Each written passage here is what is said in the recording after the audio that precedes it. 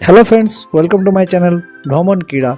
নমস্কার বন্ধুরা, আজকের ব্লগে আমি আপনাদের নিয়ে চলেছি পশ্চিমবঙ্গের উত্তর চব্বিশ পরগনা জেলার একটি ছোট্ট স্বর্গের খোঁজে, যাকে অনেকেই মালদ্বীপ রিসর্ট নামে চেনেন। শুনতে একটু অবাক লাগছে, তাই না?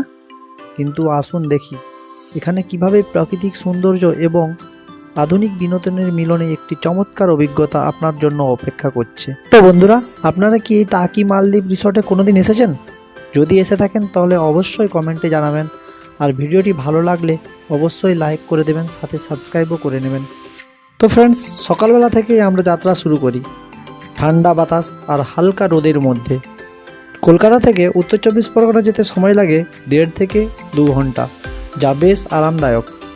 পথে সবুজের সমারোহ দেখতে দেখতে মন একেবারে সতেজ হয়ে যায়।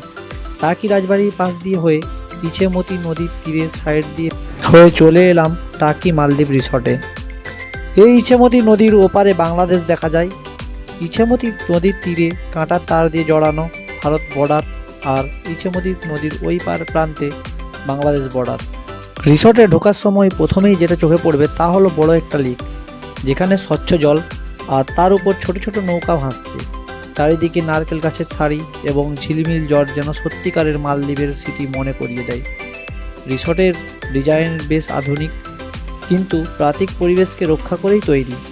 তো ফ্রেন্ডস, চলুন আজকে আমরা জেনে নিই এই রিসর্টের কিছু আকর্ষণ সম্বন্ধে। রিসর্টের সবচেয়ে বড় আকর্ষণ হলো এখানকার কটেজগুলো, যেগুলো জলের উপর কাঠের পিলারের উপর তৈরি।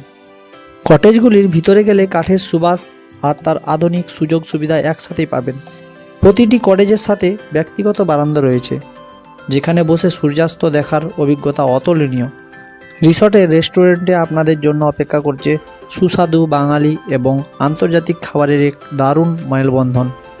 আমরা দুপুরে আস্বাদন করলাম এখানকার জনপ্রিয় ফিশ কারি আর নারকেল দুধের চিকেন।